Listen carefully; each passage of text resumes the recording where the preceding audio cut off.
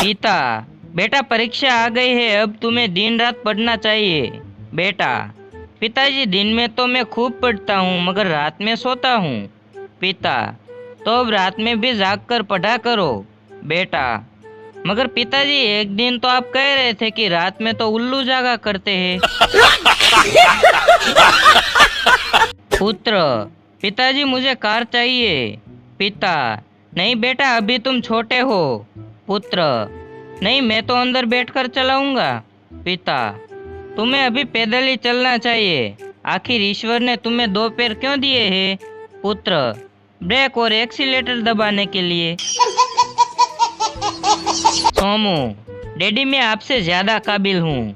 Daddy, मैं काबिल हूँ क्योंकि मैं तेरा बाप हूँ।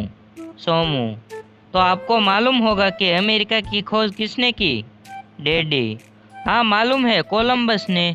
सोमू, उसके डैडी ने क्यों नहीं की, बोलो, वे तो उसके ज्यादा काबिल होंगे। शिक्षक छात्र से, राजा जनक का धनुष किसने तोड़ा। छात्र, सर मुझे नहीं मालूम, मैंने नहीं तोड़ा। शिक्षक ने अध्यापक से पूछा, जरा आप ही बताइए। अध्यापक, जी हमें नहीं पता, प्रिंसिपल साहब से पूछ लीजिए। शिक्षक प्रिंसिपल साहब से, आप ही बताइए। प्रिंसिपल, श्रीमान क्यों बात को बढ़ाते हो, किसी बच्चे ने तोड़ दिया होगा, आप हमसे उसके पैसे लीजिए। एक महाशय की ससुराल गांव में थी। एक बार वह ससुराल पहुंचते और उन्होंने अपने साले साहब को एक बढ़िया किस्म की इत्र की शीशी भेंट में दी। साले साहब ने इत्र अपनी हथेली में डाला और चाट गए। बहनों को गुस्सा आया और उन्होंने अपने ससुर को शिकायत की। इस पर ससुर जी बोले, बड़ा नालायक है, घर में रोटी थी तो रोटी में लगाकर खाता।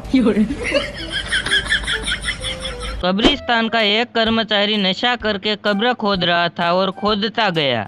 शाम पड़ गई। कब्र गहरी हो जाने के कारण बाहर नहीं निकल सका। कर्मचारी ने गिड़गिड़ा कर कहा, खुदा के वास्ते मुझे कोई बाहर निकालो, मैं ठंड से मरा जा रहा हूँ। तभी एक आदमी उधर से गुजर रहा था।